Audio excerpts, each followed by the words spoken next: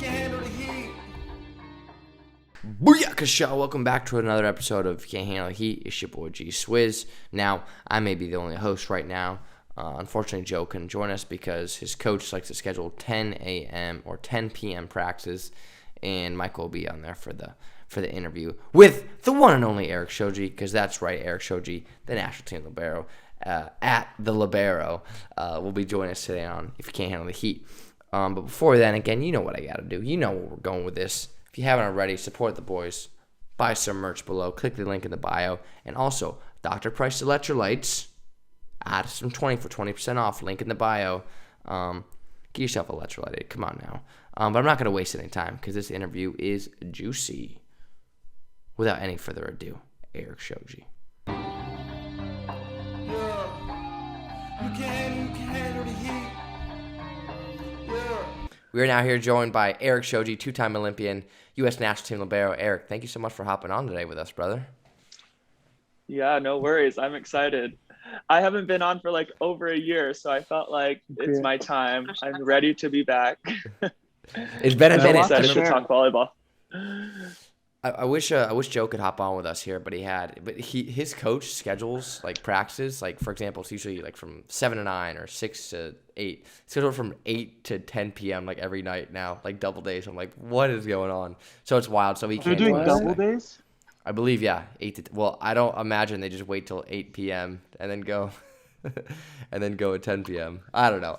Well, a lot of the times that. This is a little overseas insight. Like, we don't own the gyms that we play in some of the time. Like, It's like a rec hall, Right. Not a rec hall, but like other teams play there, or like they'll have after school, like volleyball or something. So you have to plan around it. I know last year, I know we're going to talk about overseas stuff, but oh yeah, my team's practices were around rhythmic gymnastics practice. that is Holy So, Toledo. okay, yeah, we can, but yeah. Well, that's let's start kind there. of the- Let's start kind of the stuff. there. Well, first of all, Because we jumped in there. Where did you play last year? Yeah. For everybody that. Yeah, so last year, the last 3 years actually, I played in Russia for a club, Fakel Novi Urengoy. I know that sounds a little bit crazy, but yeah, it's a team in Russia that I was on for 3 years, and it's a crazy team. It's very unique. And it's unique because it's very unique because it's crazy. I had to travel 3.5 hours by plane every home game up into like the North Pole, basically 10 miles from the Arctic Circle. So what my team does is that we live in like the Moscow area, around 2 hours south of the airport. And then every weekend, basically, we drive 2 hours to the airport, we fly 3.5 hours, we play a game, and then we fly back because it's so far north, it's so cold.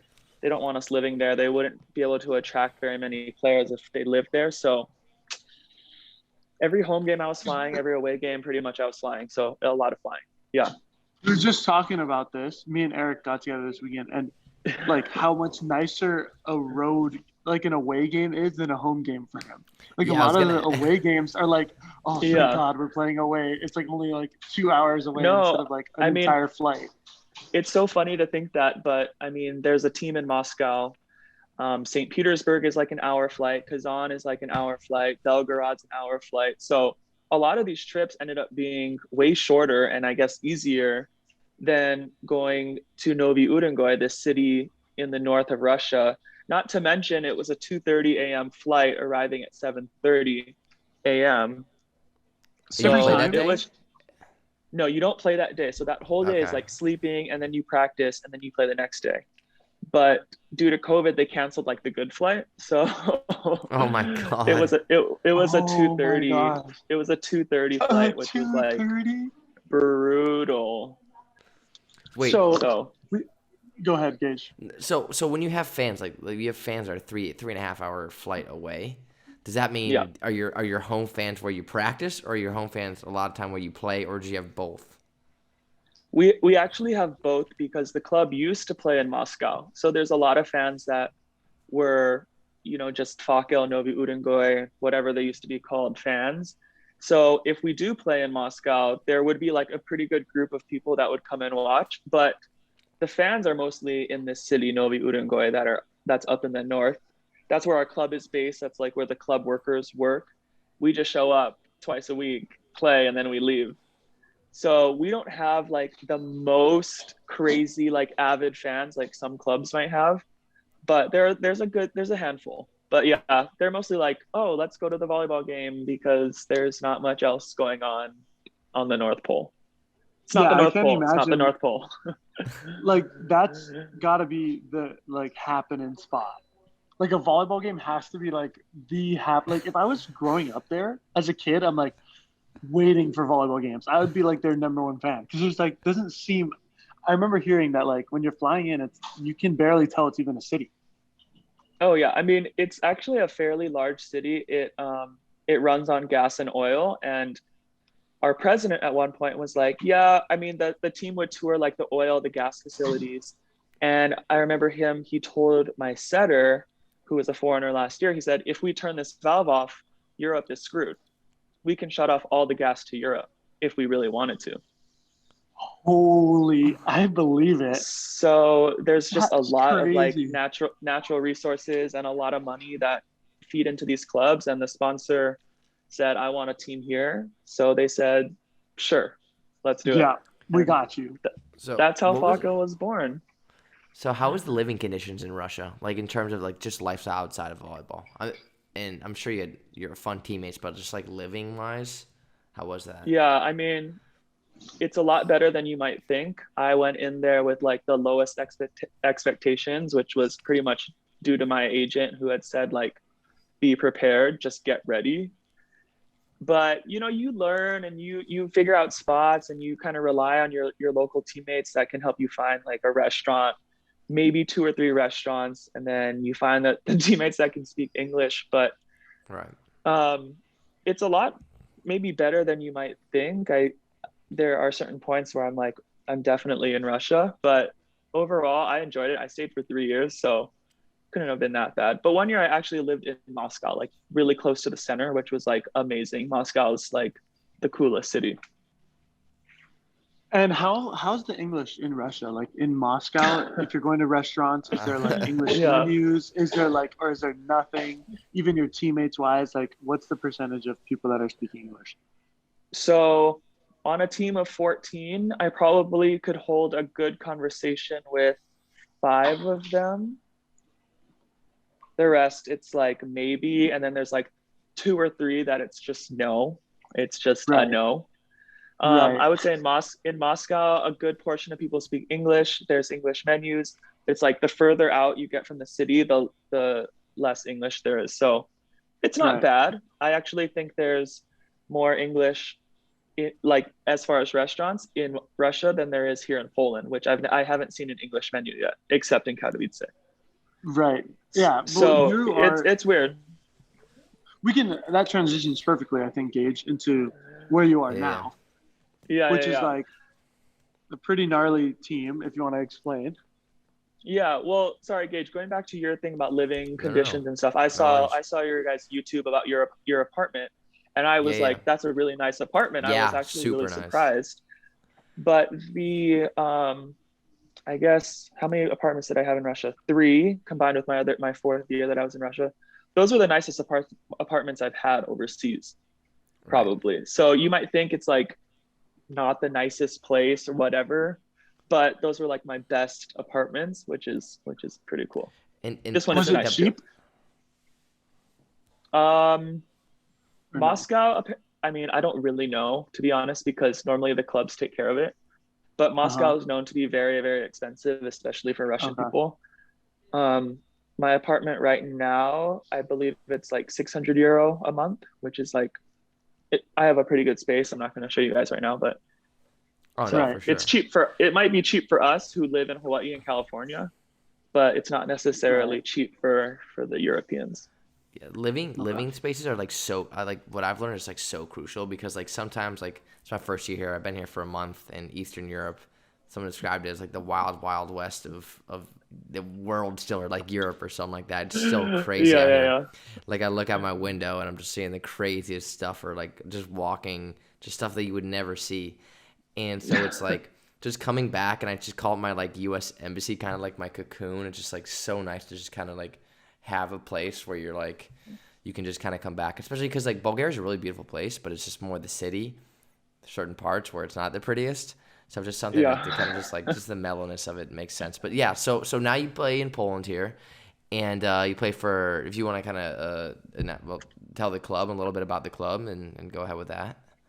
Yeah, so I'm currently playing for Zaksa Kajejin Kozle. Kajejin Kozle is the city that I'm in. Zaksa is like the team name. Last year they were the Champions League winners, which is freaking awesome. I'm sure you guys watched some of those matches, which were incredible matches. They had an insane run to the finals, and the finals was insane as well.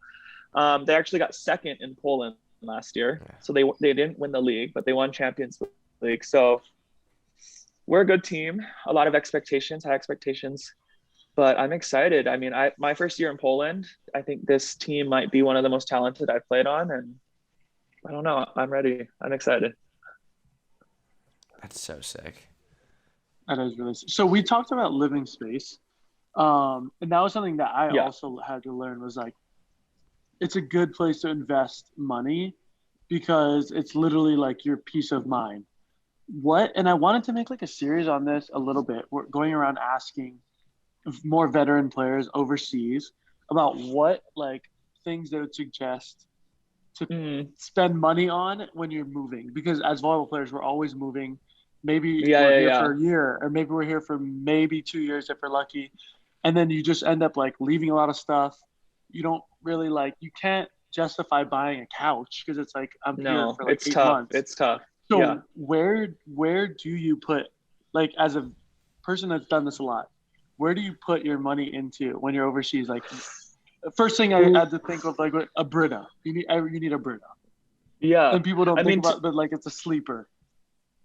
Yeah, to be honest, it's stuff like that. It's small things. It's not like the most expensive things, but you always think about what you're spending your time like doing the most in your apartment, and it's like watching TV, it's in the kitchen, and it's sleeping, right? I mean, that's basically what we're doing. I don't know, Gage, what you're doing, Michael, all the time, but when it gets cold, you're inside. When you're living in Russia, you're inside and you're watching Netflix. So usually your place will come with a TV. I always manage to buy like an HDMI to connect my computer. I think that. So you do computer, you don't do Apple TV or like any of that? Well, I mean, I think any of the options are good. I actually have like a pretty good TV set up here, like a smart TV that has it, but in the past I haven't. I'll go and buy myself some good sheets and a pillow. I think that's like a worthwhile investment that maybe you won't take home, but you need those things. Like for me. Totally. Micah, you know my mom, she's very like, you be comfortable and you buy whatever you want kind of thing. So that, I think in the kitchen, like a hot water maker. You get a blender? I use a hand blender, which I travel with, and I actually took home and like come back with. So what's the plug on this? What hand blender is that? A hand blender, it's like it looks like a soup maker, like one of those things you just like grind it down. Yeah, like the it holes just like in makes there, the blinder. like... Yeah. Okay. So for me, being in Russia, I knew I wasn't getting like the food that I wanted to, especially on the road. So I ended up bringing that and like buying frozen fruit and like, anyway.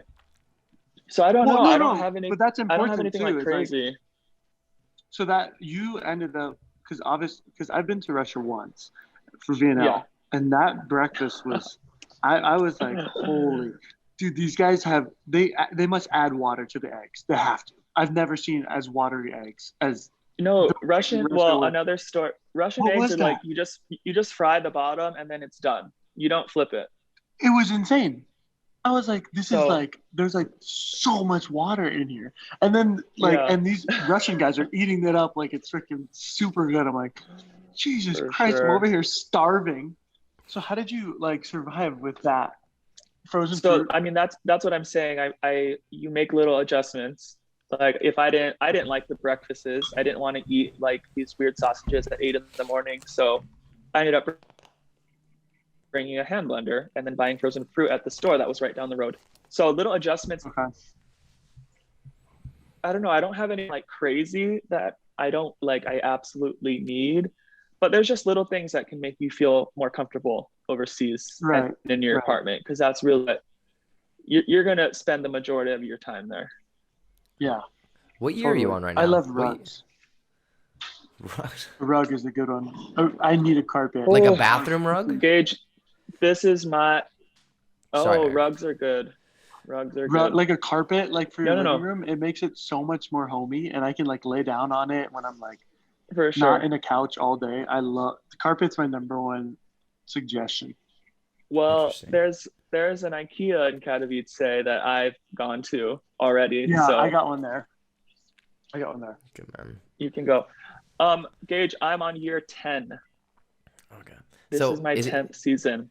Is it ever hard? Like where in like a obviously your 10th year, like mentally, just kind of like going into stuff? Is it like for me, like for the first time ever, I had felt like homesick I've never, like in Hawaii, I never felt it. No matter where I was, I'd never been homesick or anything like that.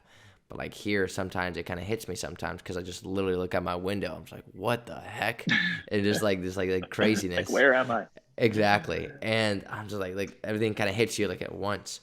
So like, and sometimes like, man, like I miss like Chipotle or something like that, or all these other things. So like, where like, I mean, obviously, or maybe you don't, but like, where are you like mentally when you go over? Is it just kind of like a smooth transition now, or is it kind of like, okay, still trying to get used to everything, or it's just, I mean, it's where are you at? I feel like you definitely learn like over the years how to transition and how to feel comfortable in your apartment, like little things like we talked about already. But, you know, I think there's always a good like week to 10 days where you're feeling like you're adjusting and like you're feeling out your teammates and you're practicing and you don't know how to communicate. So it's just like little by little that you'll get better and better and feel like you're finally on the team and adjusted and like figuring out where training is and driving. And it takes time. Like, I don't think for me to come on here and say, oh, it's so easy now in year 10, like that would just be a lie. Because every single year there's something new. Even when I was on Fakel for 3 years, it was moving, it was new teammates, it was new coaches. So every year there's going to be something new. But I think you learn how to adjust. The adjustment period is always there, but you learn how to deal with it a little bit better, I think, or just maybe even quicker, like 2 weeks maybe goes to a week. I don't know what I'm at this point, you know? So it takes time, but it's a learning process. I think I listened to one of your guys' podcasts where Micah said, like, you're forced to grow overseas. And I think that's absolutely true. Like, I'm forced to ask teammates to go to coffee, or like I'm forced to like stand up and say something in the locker room, like asking questions. And I never used to do that. So there's like little things that you learn and like you definitely grow and get better at it. So yeah, there are times where it's hard, but you figure out and you learn and you grow and it gets a little bit easier. Yeah. What are some, oh gosh, I even have personally like so many questions. Because 10 years of doing this, I can't imagine how much, I feel like these years you learn, it's like dog years. Like 1 year overseas, you learn what a person that's stuck in their comfort zone in Hawaii or in Hermosa Beach learns. Well, it's interesting. Sorry to differently, cut you off, but it's interesting because like I feel like I'm growing, but then also when I have to move back to the States and like enter the real world, I'm like not there yet. Like I have no idea how to like get an apartment or anything like that. So it's like growing, and I'm also going to go back to square one when I get home. But anyway. No. Well, that's also interesting to know too, is how do you tackle that like looming sense of like, that is going to like that part, we're going to have to transition into the real world. And like, what do I do after volleyball? Like I even think about like guys that have played for as long as you or even longer. And like that sense of like pressure of like, I should just keep playing, because they end up just keep playing. They're like, I don't know what else to do with my life. Like, it's been 12 years. I'm 34. I'm not going to be an intern somewhere. Like, how do I enter like corporate America at 34 or anything like that? For sure. For sure. And what does that look like to you? And what are those feelings that you feel, and how do you deal with them? Ooh, One, I try to remember that I have a Stanford degree and people want to hire me. No, Yeah, I think That like goes a long that's way. nice. That goes a long way. like here, like does this help? Um, no, but realistically, Here, like they're supposed to do I something. yeah, I realistically, haven't I used I it see yet, but myself I see myself like staying in the volleyball world somehow, like whether it's coaching or clinics or whatever, being some kind right. of consultant. So I have a lot of connections in the volleyball world at this point. Um, but I know like a lot of guys do struggle. My brother is someone that he's not exactly sure what he wants to do. My Kavika's like very good at putting his feelers out and like contacting people, but it's tough. I mean, when you're in a job overseas, not really working towards something like in the real world for 10, 12, 14 years, like you're back at almost zero. I mean, I remember Murphy went into like a low level sales job and he's worked his Right. way up. Murphy Troy, who's a 2016 Olympian. But it was kind of this like slap in the face, like back at it, like you're the newbie. So it Yeah. can be challenging. And there's little things that people don't realize why we keep playing or why guys keep playing. There's health insurance in Europe and on the national team. Like we have a pretty good salary with the national team, and living over here, we don't really pay for anything. So there's little things that like people don't realize that make the transition even harder. Yeah. Totally. And I mean, at some point you got to figure it out, but it can be tough. That's true. I feel like, and a lot of it's like, just from just looking at you guys' schedules and whatnot, it's just like the hecticness of the amount of time off you guys have is 0 to none, which is crazy. And I think I want to kind of get into a little bit into Tokyo, and then your schedule from there, and then when you kind of got to Poland. So first of all, obviously Tokyo, what was it, about a month ago now? I'm sure you had to take some time, kind of think about things. Yeah. But for I think I forget who was telling us this, but like you guys had to leave within like 24 hours of once the matches were over or something like that. We're like, it's like from beginning to end. I mean, how chaotic was it before the Argentinian match, or I mean after the Argentinian match, and then what was your kind of schedule from there until you reached Poland? Yeah. So, I mean, could talk about the Olympics for days, right? I Yeah. know TJ touched on it a little bit, Mm-hmm. and I'm not sure I listened to all of that, but I agreed with a lot of what he said. It was a tough experience, a great experience, but a difficult one in so many ways. But that Argentina match, let's see, I hope I'm getting my time right, but we were scheduled to play at 8:45 at night, which it was the whole day. We knew exactly what was coming, like the situation. We were the last match, highly anticipated. Winner stays, loser goes home. That was the scenario. We ended up losing, but the previous match before us went 5, so we ended up playing at 9:45, Jesus. 10. It was late, and we warmed up probably like 4 or 5 times, and like, oh, fourth set, oh, fifth set, oh, okay, here we go. So it was one of those like build up, slow down. Like it was tough, and that's not a great excuse, but we ended up starting probably around 10. We lost in 3, 11:30, 11:45. By the time everyone gets to the locker room, it's 12. It's midnight. There's a little bit of a talk, a little bit of a debrief, a lot of, I'll say, mourning the loss of the game. But we don't get back until 2, I would say, 2 a.m. And because of COVID, you have to be out as soon as possible. So a lot of the California guys ended up leaving the village at 2 p.m. So they had 12 hours to get out. And it was like basically no sleep. It was packing. It was like debriefing. It was us like trying to hang out and be okay. The Hawaii guys, I think we left at like 5 p.m. to go to the airport. So quick turnaround. That's the moral of the story here. Not a whole lot of time to process and like meet as a team and figure things out, So it was quick. And that was probably one of the hardest parts, was that we had like no time to really reflect and like hang out and talk about it. Right. I mean, that's so brutal. Oh my God. Like, I mean, because a lot of that for example, at the end of the year, I remember in the past podcast we talked about the last match of the year, or Micah was also talking about in pro, like a lot of the time everyone goes their separate ways. Like you said, everyone's taking different flights everywhere, so you don't see them for a long time. And then now you guys are on what, like an 8-9 month journey where you won't see each other as a whole for another like year. So that's always like sometime, and then it really like kicks in. I'm sure you felt that too, where it kind of kicks in, and you're just like, all right, you just kind of need a second, and you get all these emotions. So I'm sure that's not easy. So once you went so you got to Hawaii, and how long were you in Hawaii for?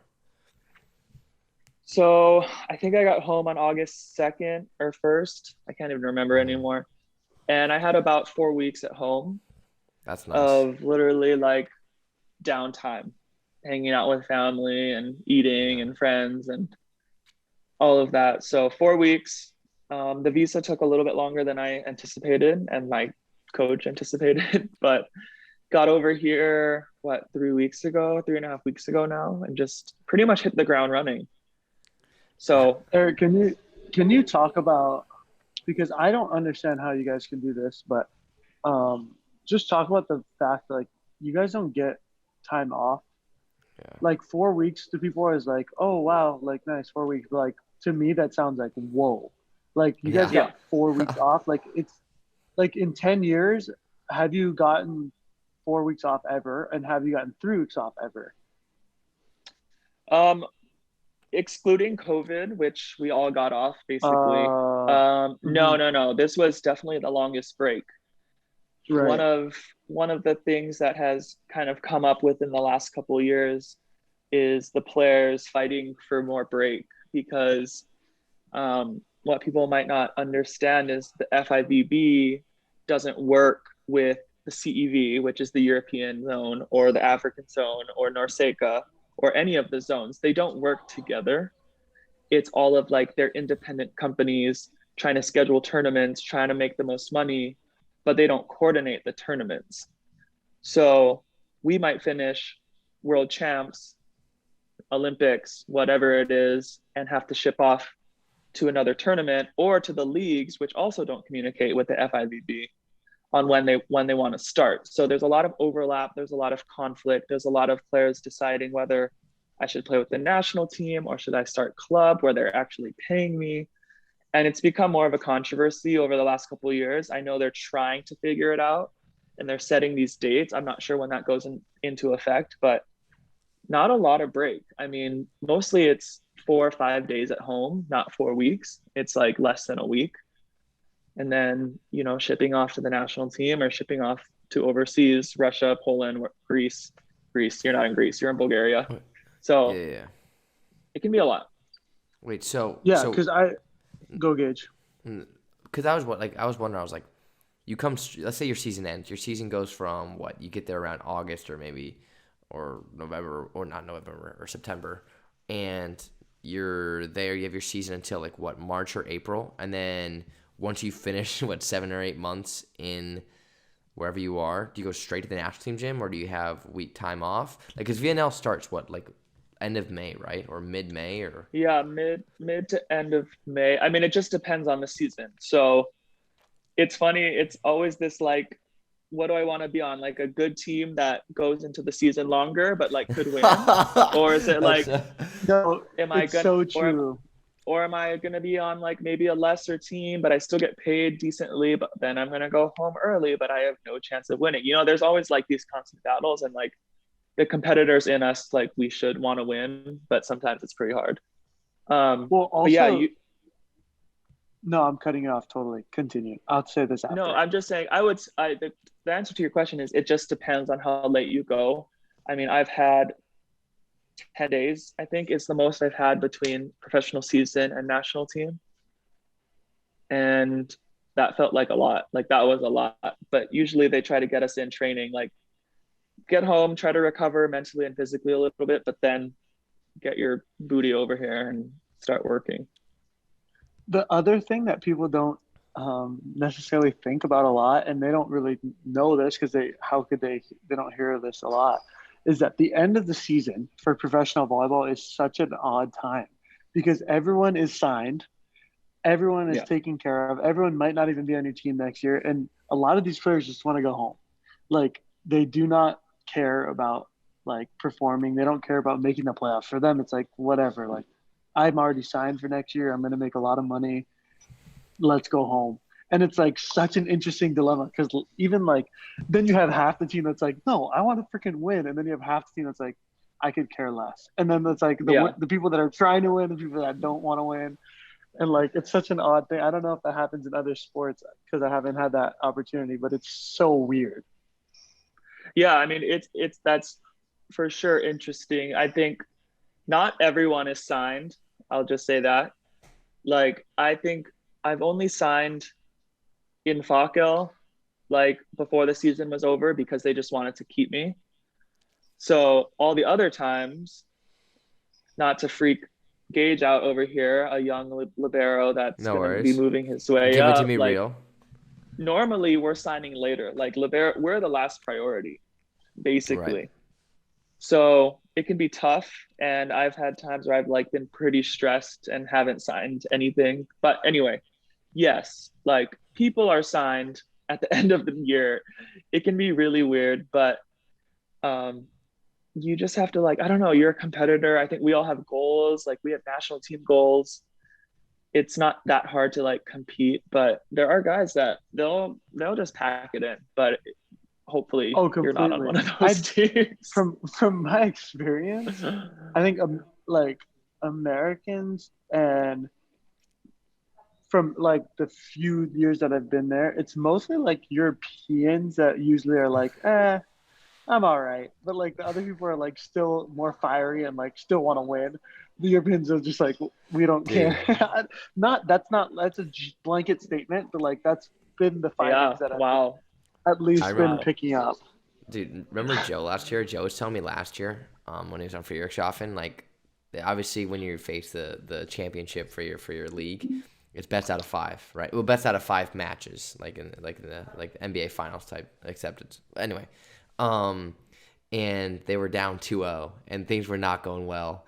And he said that most of his team literally had their apartment packed up. They had their bags packed up before the third match even started. I'm like, oh my God, they have like no faith. I was like, that's just wild to me. And I just flights are booked. It's like, wait, this is the wildest. 100%. Like, I'm just out of here. So just for a personal, I just want to know. So you started out your career out in Germany, right? Yeah. And then you went. Can you explain like each year where you progressed and like in terms of ranking? In terms of ranking of like, okay, this is the better league than this, and I went to a better, and whatnot. Yeah, for sure. I mean, I feel like I've been pretty lucky. Like I've had a really good like career and like moving up and feeling like I'm moving in the right direction. So I started in Germany on a team called what were we? Chemie Volley Mitteldeutschland. It doesn't even exist anymore, I don't think. Or they're in their second division. We ended up dead last.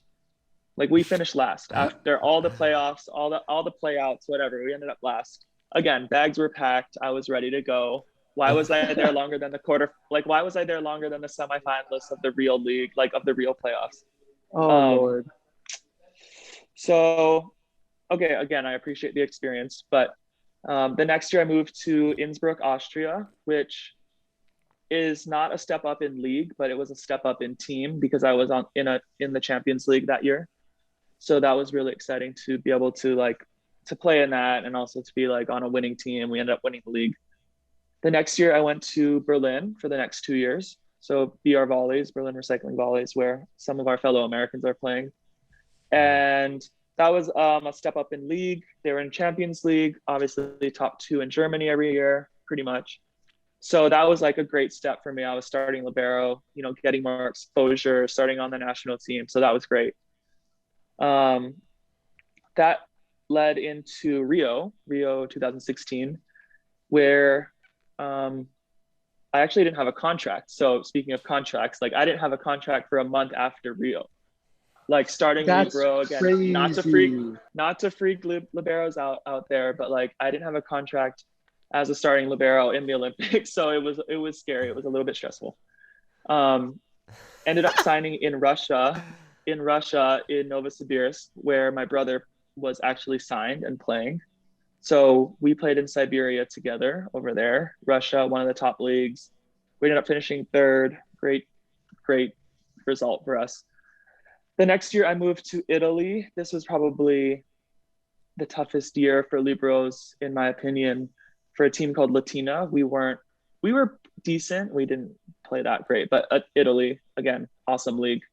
And then I moved to Fakel for 3 years in Russia, and then moved to Poland. So pretty good progression, starting literally at the bottom of Germany and kind of moving my way up. So, there's different ways that you can kind of move up in volleyball. It can be like the league. It can be whether you're on Champions League. It can be like being a second setter to a starter. But I don't know, I've been pretty fortunate to move in the right direction. So you would recommend, like, let's say for like all the aspiring young liberos out there, including myself, would you quit? No, just kidding. Would you say that you would prioritize more, like you said, Austria isn't like a step up from like your first, like Germany, or does this go? This can go for any player, any position. Would you prioritize more the exposure, as in like Champions League when you're playing against the best of the best, and obviously televised games and whatnot? Like, how important are those just like televised games in general? Because I hear my teammates talk about that like, a lot, and like, the televised games are like or something like that. And maybe it's not important. I mean, you know better than I do.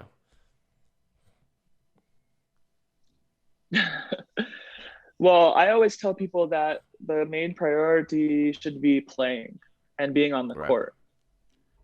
I mean, like I said, I started on the bottom team in Germany and was able to work my way up because I played. And then I was also on the national team. But I do think that the exposure of actually playing is probably more important than, televised games. Yeah.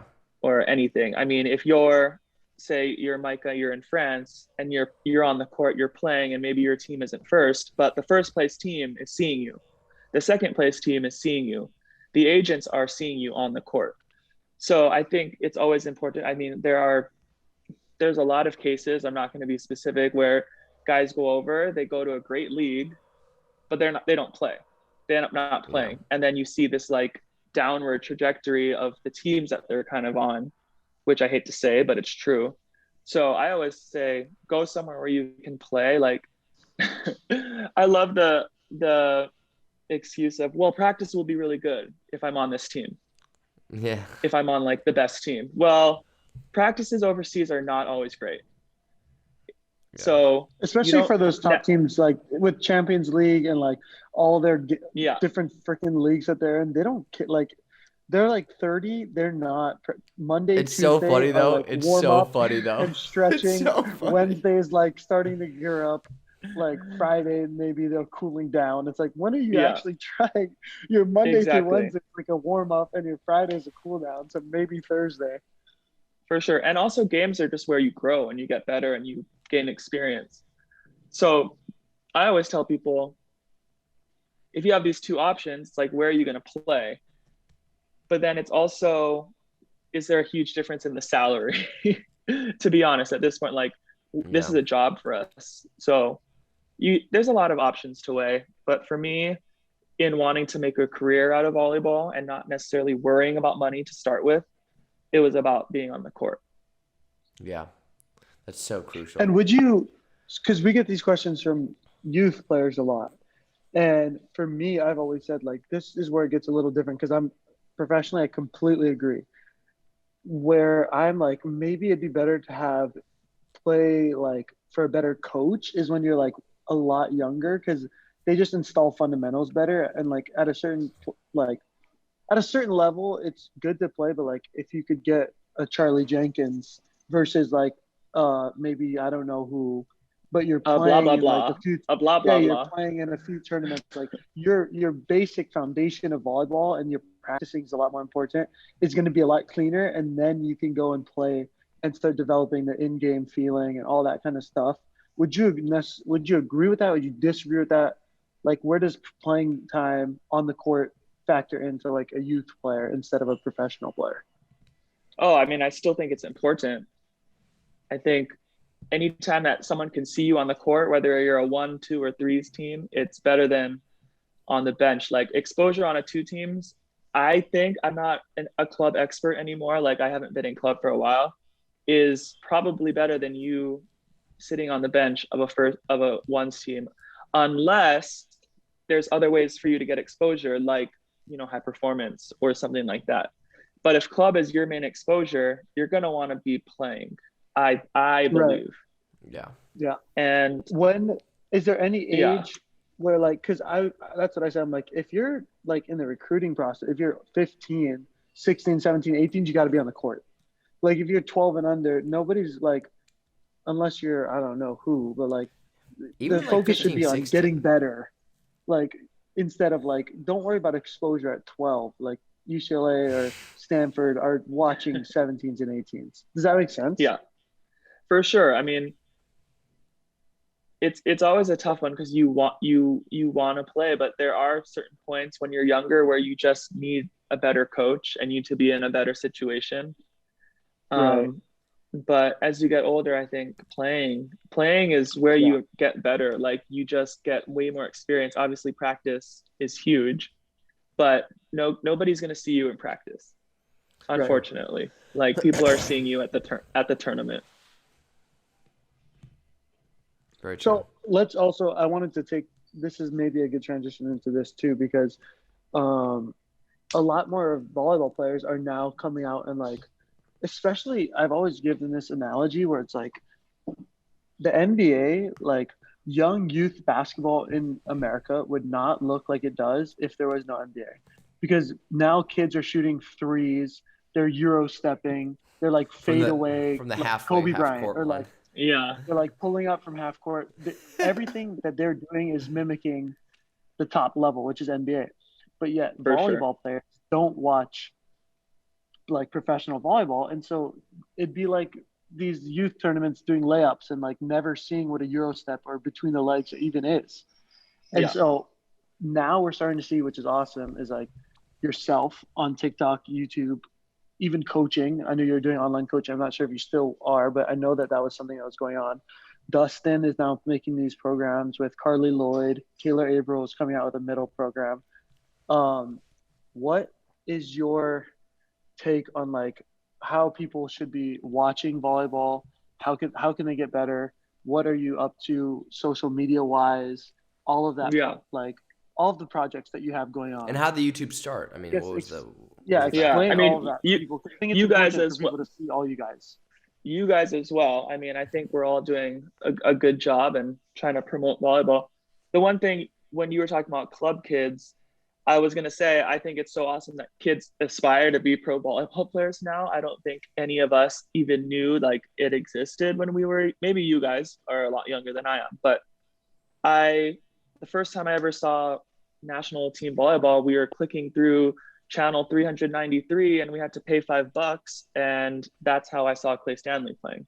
Like it was completely random. And I think it's awesome that kids now can see it on YouTube, or they should see it on YouTube or wherever, and can aspire to be doing what we're doing, because we didn't have that when we were younger. My goal with particularly YouTube and TikTok, I guess, because it's a little bit younger, is to expose volleyball, but also our team, like our USA team. I think, like you mentioned about the NBA, every youth player in basketball knows who LeBron James is.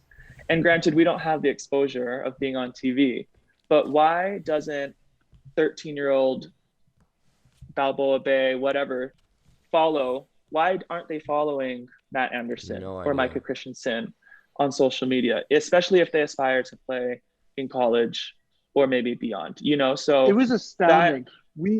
Not to cut you off, but this is insane. So no, tell me this. We obviously this summer went around and like asked people a lot of questions, did all these YouTube ideas, and one of the YouTubers that made Gage came up to prank young kids about like crazy news. And so we'd always be like, oh, one of them was that Matt Anderson is taking his birthright because his mother is Irish or something. We made it up, but I know Taiwanese or something. I don't even know. That he's quitting the USA team and is going to represent Ireland in the Olympics. Probably 8 out of every 10, maybe even more, didn't know. And these are like, it was like 16, 17, 8, didn't know who Matt Anderson was. especially older players. Yeah. Holy Toledo. We couldn't even make the video. We asked like everyone, we're like, oh, we're like Sproul got fired and is now hired by like Charlie Wade, and like we made up all these things, and we couldn't put a video together because no one my knew God. these people that we thought people would know, and it was insanity. Like that was just eye opening for me. I mean, the Matt Anderson one was eye opening. Sadly, it doesn't necessarily surprise me. I mean, it makes me pretty frustrated, and that's kind of why I started being a little bit more involved on social media. I want the youth volleyball players in the US to know who we are and not necessarily know who I am. Like I don't want them to know who Erik Shoji is. Like that's not necessarily the goal. But the goal is to see these people that are playing at a high level and are also cool people who have cool interests, doing cool things, are pretty normal in life, like to be honest, and people to look up to and to watch high level volleyball and hopefully want to get better. So that was kind of the goal, or that is the goal with YouTube and with any of the social medias. I want people to know who Team USA is and know who the pros are and see volleyball, because that's how you can improve. I tell every young player, watch volleyball, get on YouTube and search Micah Christensen, you know, like it's so easy. So that was part of it. YouTube, wow, how did I start that? So my videos are like reaction videos, right? They're like reactions, they're analyzing, they're having fun, trying to show my personality. I love reaction videos on YouTube, whether it's like to singing, to dancing, to sports, to food. God, the rabbit holes I've gone down of reaction videos. I think all of us. It'll get you. So I was like, there's nobody talking about volleyball online on YouTube. Like, why not be the person? And I got COVID almost a year ago in Russia. I felt pretty good within like 7 days, 8 days, and I went for it. So that's, I don't know. That's the story. And you're killing it. I've been going ever since. It's amazing. It really is, because no one else is doing that. People need to be seeing it. And also it can be really hard to track. Like, even when we're professional players, we can't even keep track of like the professional leagues, what's going on in Russia. How can a kid in like California be doing that? So just to like make it like bite-sized pieces, like one set, and like, so they can just and explain like, what's going on too. Zenit Kazan and and there's Champions League. Like, just to get those small things is super important.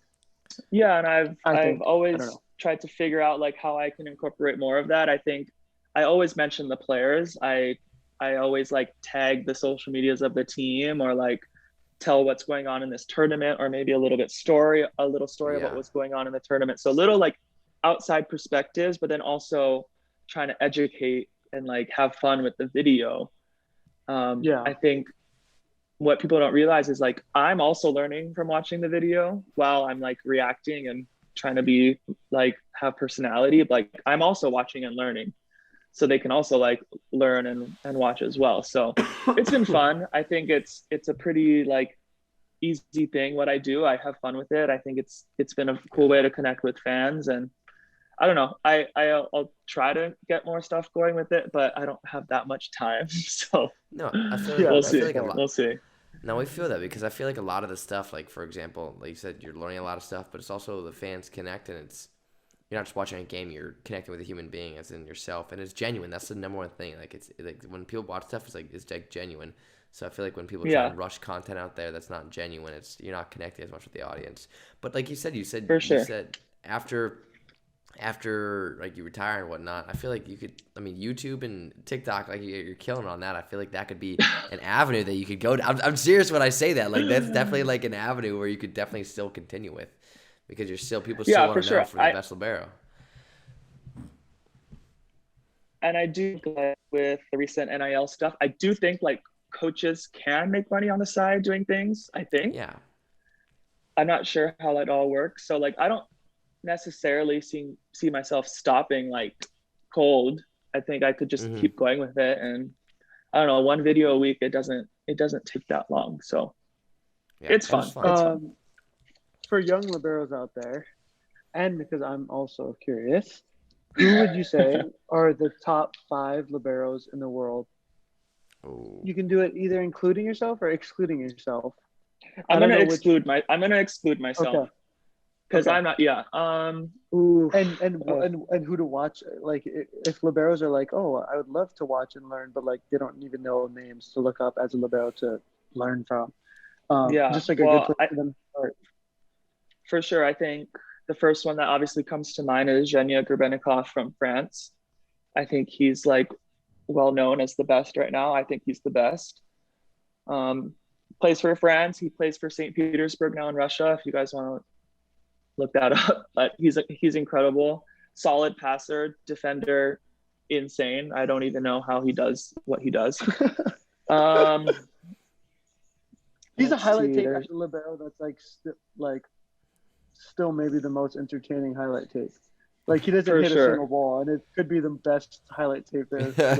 It's crazy what he does. You watch him and you're like, just how? Like I just find myself asking how, because like he's not balanced. He doesn't really have technique, but yet every ball is up. Like it's crazy. Totally. Let's see. I love Paweł Zatorski, who is the Polish libero who actually was on this team last year. Now I'm on the team and have to live up to that hype. Incredible player, just super solid all around. He actually in the European Championships was only passing, and then the other guy would come in for defending, which I thought was really interesting. Let's see. As far as national team, I think Santiago Donani from Argentina is kind of a young up-and-comer. So solid. Probably a better passer than his defender, but just bomb. Like so solid in reception. The Brazilian Thales is really solid. Like he doesn't make mistakes. He might not make like the flashy play, but he's making every play that he should be making, which excuse me, is like pretty important as a libero. Like that's our job. Right. Ooh, I need some water. Let's see. And me. No. You can. I mean, why not? No. I'm just trying to think. There's a lot of good ones. But we're also too far down the list to put you. That's another thing. That's a tough one. I'm not going in any specific order. Oh, okay. Everyone. Then you can definitely put yourself in any specific order. No, I also enjoy watching Lauri Kerminen, who is the Finnish libero. I think Fabio Balasso from Italy has gotten a lot better, and like he's been this kind of like younger brother libero. Like nobody wants to watch him or like talks about him, but then he's on like Lube in Italy that just won the tournament. So I think he's really solid. Totally. He's like very like frantic libero, but gets the balls up. It's crazy.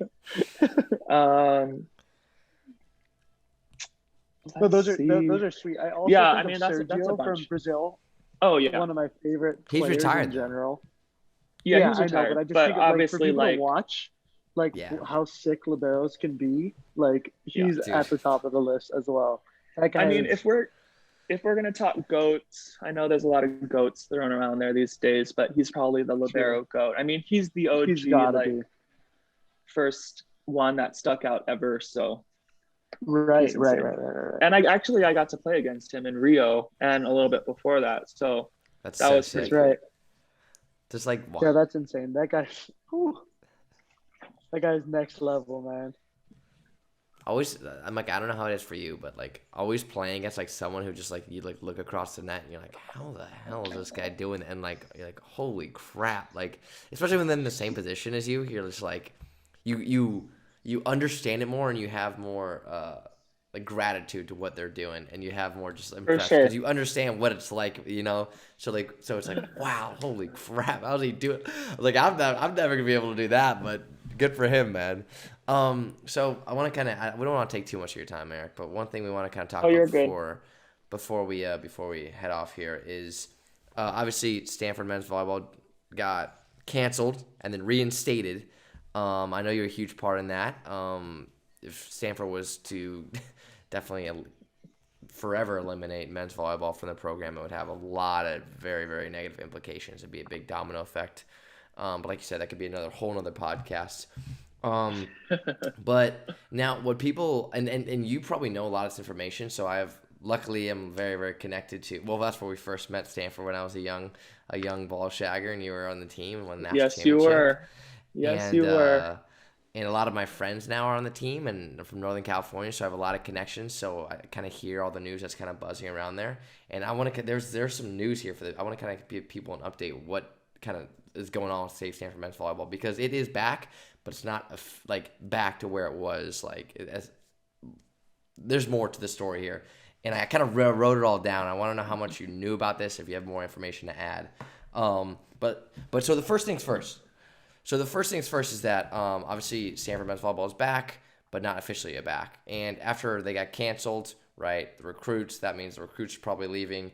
And right now they have 11 guys on roster. And they're all sophomores, for one. And they have 2 walk-ons on campus right now that are going to be basically you're on the team, like if you could play, pretty much you're on the team right now.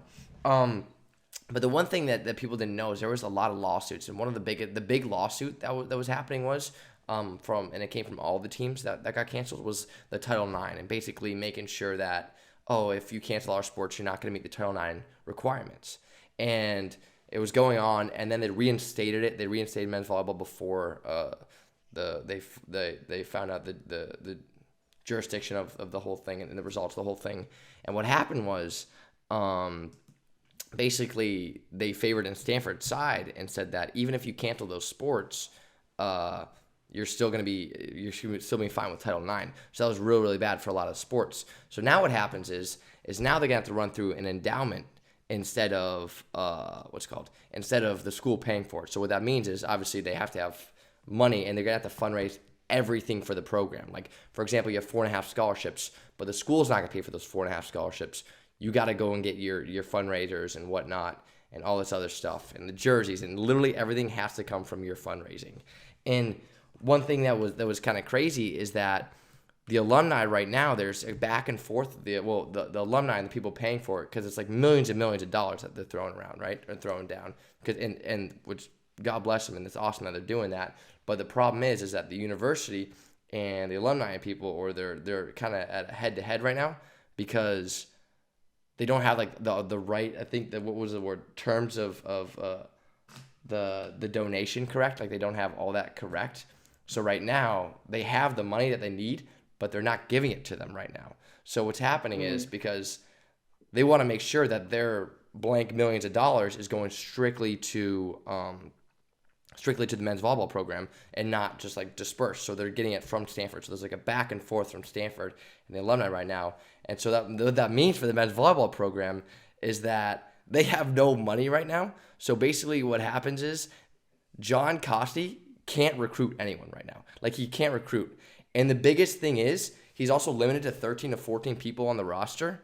And he doesn't know if he can like accept new people. So he literally can't recruit. So guys are like, if I get into Stanford, I really want to come to Stanford. And if I get in on my own, he still can't be like, oh yeah, I can take your roster spot, because he doesn't know.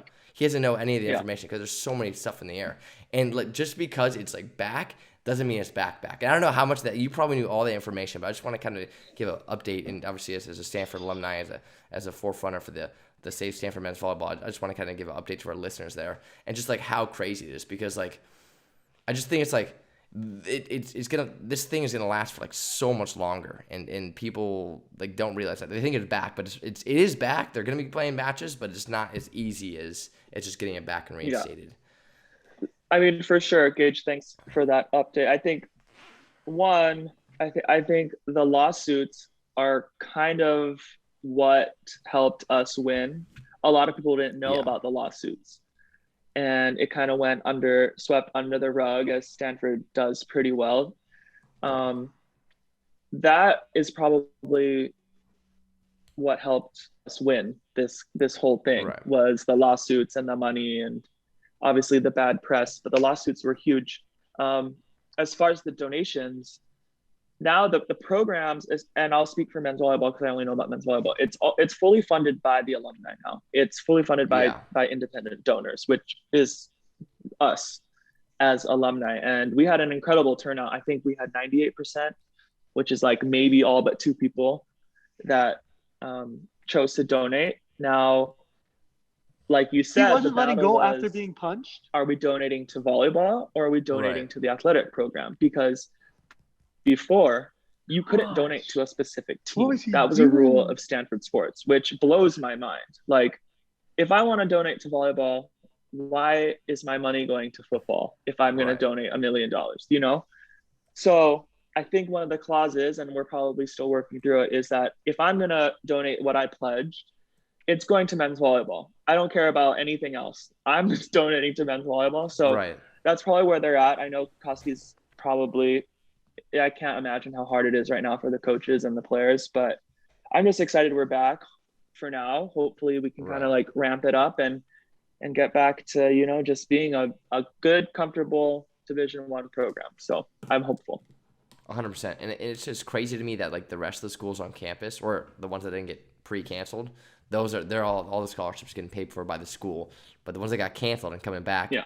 they have to fundraise for everything, which is insane to me. Yeah. But hey, Eric, thank you so much for hopping on. It's always a pleasure having you on. We just want to say thank you so much for your time. And if you haven't already, check out Erik Shoji on YouTube and at the libero on TikTok and at Erik Shoji. I'll put the link in the bio below. Subscribe. Hold up. Wait, hold on. I'm sorry. No worries. I thought we were going to talk crazy stories overseas. Let's get into I that. thought we were Let's get talking into that. crazy stories. Let's get into that. My bad. All right. I don't know. I don't know what your definition of crazy is. The craziest, whatever well, first of all, I think that anything like all you right, can make it PG or PG-13. We don't care. It'll go on there. We don't really care. Yeah. No, I'll keep. All right. Well, okay. The one thing that sticks out in my head was in Rio. What? So we're playing a game. We finished the match. This isn't like overseas. It's right. with the national team. It's a window team. into. And I head to the stands to take photos, and it was my first mistake to like head into the stands. Like you should probably stay behind the barrier, but my camera's up there. Like whatever. One Basically, or two like this man comes up of knowledge and asks that for a photo have gained over the past 10 years and ends up like getting so excited player. and like emotional and freaking out. He ends up putting me in a headlock. And like I'm not taking a photo anymore. Like my head is in his armpit like this. I'm like trying to tap out. He's freaking out. I can't move. I'm like beyond the point of being comfortable. And in Rio, we had State Department people with us. So they would follow us around in the buses and whatnot. And this is so embarrassing. But the State Department lady is probably this like 5-foot little Asian woman. Oh, God. You know, I love my Asians. But she's like this teeny woman. Ends up and coming like pounds on the guy. Like because they're trained, like punching the guy, like ripping him off of me. This is probably like a good 10 or 15 seconds. And he finally lets go. And the girl is like, no, he wasn't letting go for like probably 5 or 10 seconds. So I was very uncomfortable. This lady was like like the fact that this very, very small lady had to come and defend me is like very embarrassing. But I was honestly a little bit scared and like a little bit traumatized. But that was one story. Ooh, crazy. I think this isn't necessarily crazy, but it's life in Russia. So I think I'll start the story here. The first time I drove in Siberia alone was a blizzard. And it was pouring snow and I was freaking out. All I wanted to do was like not get in an accident. Well, what ends up happening is I get rear-ended on the road in Novosibirsk, Russia, probably my 2nd or 3rd week there. It's a blizzard. But what I heard is that my manager said, Eric, don't talk to the police. Call me. We own the police. I will take care of everything. So I don't call the police. I tell the man who hit me in like whatever English I spoke, my manager is coming. Please wait. Don't call the police. My manager comes, drives me to practice. everything's fine. My car shows up the next day, and all is well with the world. It just goes to show, like, in these countries, and volleyball honestly has like power in some of these places. And I was just like, I was freaking out. Like, I don't want to deal with the police. I'm not going to a Russian prison. Like, this wasn't my fault. But all I remember is just call the manager, and he took care of everything. All good. So it's just like, it's a different way of life over here sometimes. Not crazy, not the craziest story, but like, no, but it shows an interesting way of life over here sometimes.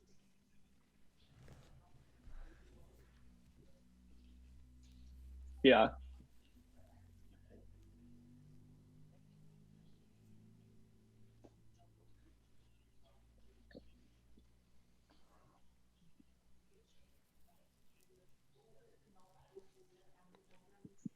Mm. Let's see. Well, I'll just start by saying, like, I feel like I come from a pretty comfortable background. You know, I grew up in Hawaii. I went to Punahou. I went to Stanford. Like, a lot of things were easy, and I didn't have to seek out help or search for help because I understood what was going on. When you get overseas and you're in some of these countries, you don't know what's happening. Like, you don't even know where the gym is. You don't know how to drive a stick necessarily.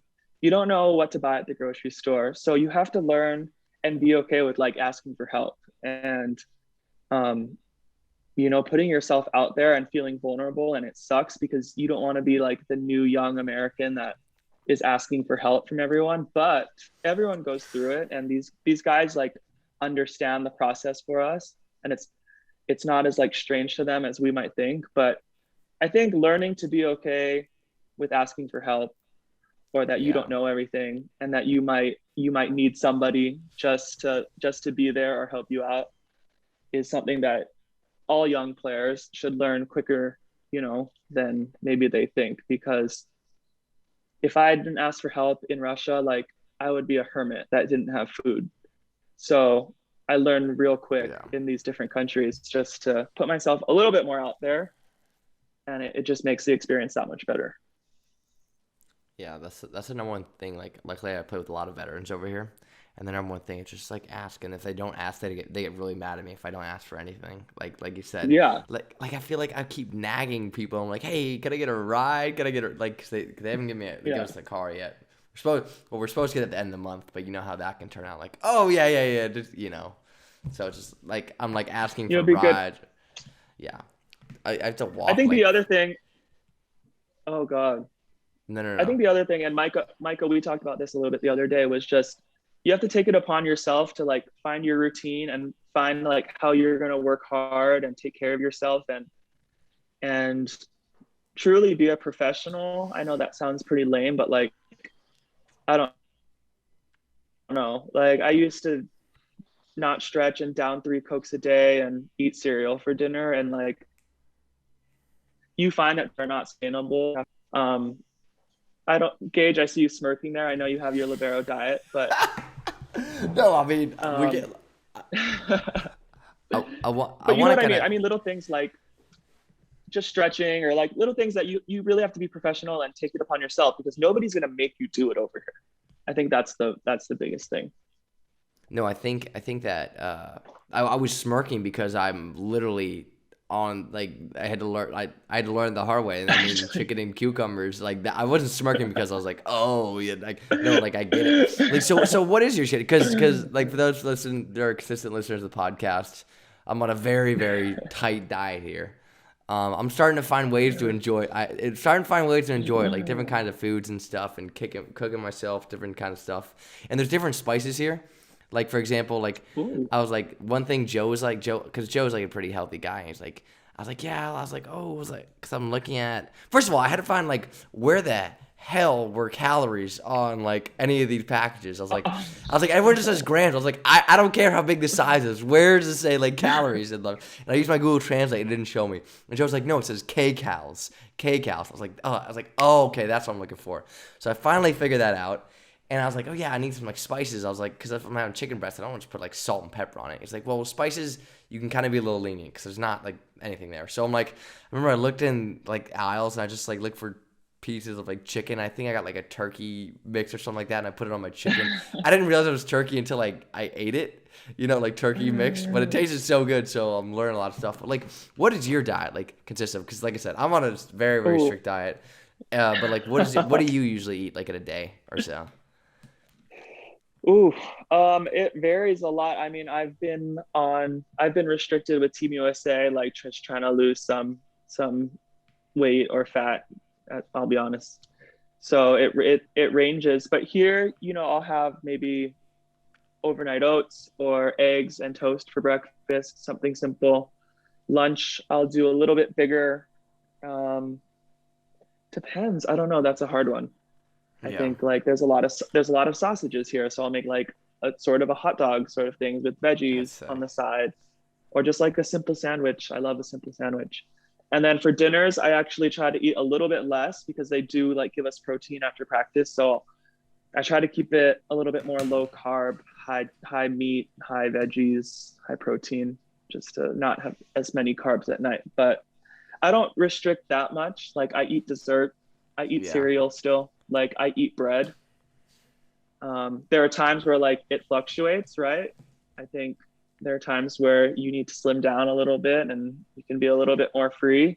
Right now, I'm probably like in the slimming down phase because season is starting, but I eat what I want for the most part. And I love that. I mean, it's not like everything I want. Like if I could go to McDonald's 3 times a week, I probably would, because it's a walking distance, but I don't. Same. But same. I mean, I've seen you eat McDonald's before. Oh yeah. But it's like, I don't know, little changes. I drink Coke Zero instead of Coke now. I don't know. I eat what I want. Yeah, it's just in moderation. Things that are a little bit more sustainable.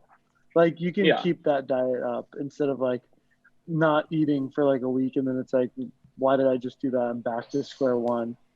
Exactly. I think it's about those changes that you can like keep. Yeah, for sure. And it's corny to say, but like this sport or being active and this like athletic for a while, like it does catch up to you. Like you end up getting more sore and like tired when you're at year 10. Like you don't recover as fast. So as like cliche as it is to say it, it's true. Like I used to go on the court and hit balls like for practice, like right away. And I just hurt my back doing like a lightweight squat. So it does catch up to you and you just got to figure out your way of doing things. So it's a learning process for sure. You're forced to grow. You're forced to grow.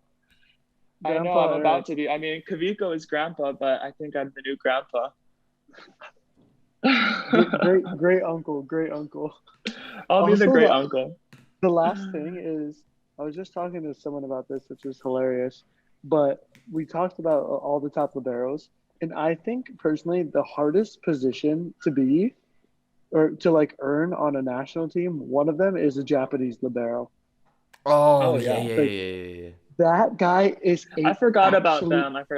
You need to be like so incredible. These guys they crank out ball control like nobody's business. If you are the number 1 libero on the national team, salute to you. I have so much respect for you. Like that's one of the hardest positions in all of sports to earn. Is like for sure. I mean, it's insane.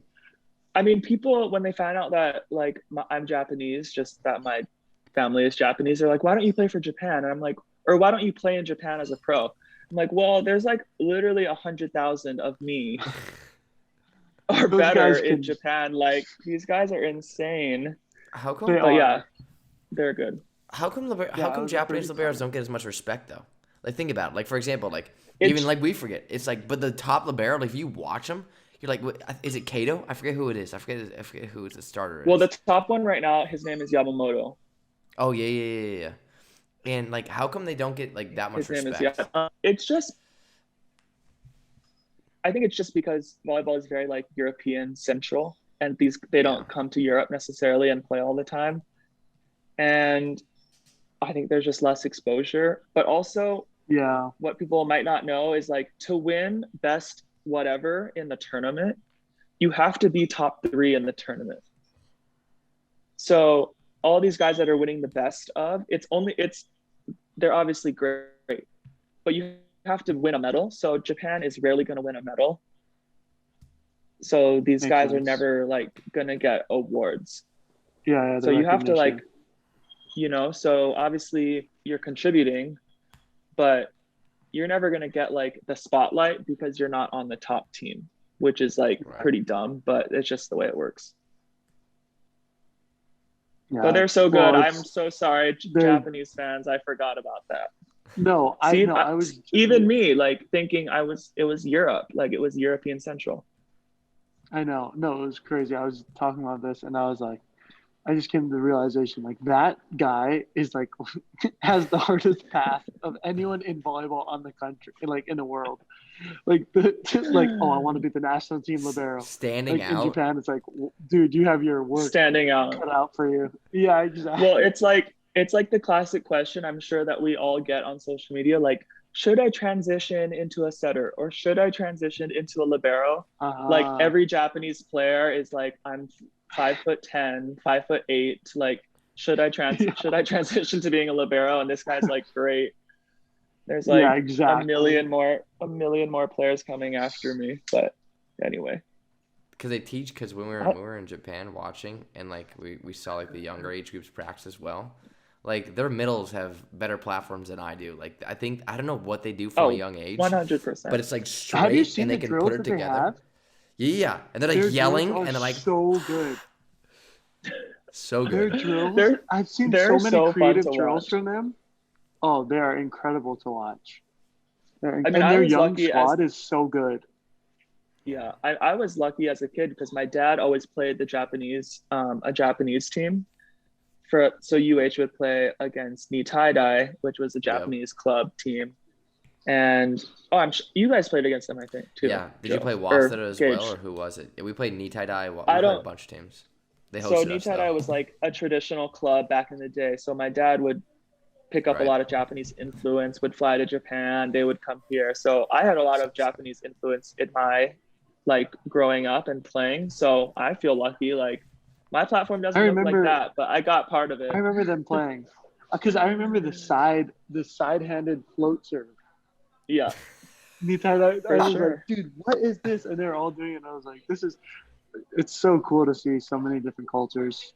It's effortless. For sure. Effortless for them. Yeah, it is. So impressive. All right. This is our final. Okay. This is our final wrapping up here. Again, thank you so much. Join us from Poland. Eric, thanks so much for hopping on the pod today. Yeah, no worries. Great to see you guys. Michael, I'll see you soon. I know. We have to also do a reaction video. Yeah, we do. You owe me a video. Okay. All right. Thanks, guys. We'll okay, bye, Eric. Yeah. Thanks, bye, guys.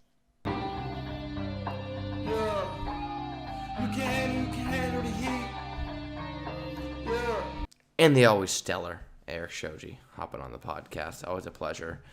First of all, again, if you haven't checked out his YouTube channel or his TikTok or his Instagram, again, I'll put it in the bio for you guys to check it out. Make sure you subscribe and follow the accounts because he's doing such a great job of, like you said, like the reaction videos. Yeah, you see his personality, you see all this other stuff, and you're connected with a human being. But the very, very heart of it, you're also watching volleyball, and I think him spreading the word and him spreading just volleyball to viewers that normally wouldn't watch that is so crucial to the game. So again, if you haven't checked it out, please check it out. And again, that interview was full of many juicy tidbits. So let us know down below what you guys kind of took out of that interview, because 10 years playing pro and as regarded as, if not the number one libero in the world and one of them, he has so much experience and knowledge to kind of go through, because you heard him talk about all the countries he's been to. So he's been to the bottom, he's been to the top, and he's been everywhere in between. So make sure, again, if you're listening to this, that you do take a lot of what he says into play, because as you see, Micah and I, obviously, we're asking questions that we want our audience to hear, but a lot of those questions came from the heart of us and the minds of us. So we're all learning and we've been in the game for a while, and for a younger audience out there, even for our older audience, make sure you guys are taking a lot of what these guys say seriously and trying to implement it into your daily routine, your life, or your thought process, or hopefully answering some questions that you had. But again, thanks so much for hopping on, guys. And remember, if you haven't already, again, please, click the link in the bio. Buy some merch, baby. If you haven't, support the boys. And again, stay hydrated with Dr. Price Electrolytes. 20% off. Addison 20% off. Link in the bio. Check it out. And remember, if you can't handle heat, get out of the damn kitchen. This has been another episode presented by Out of System.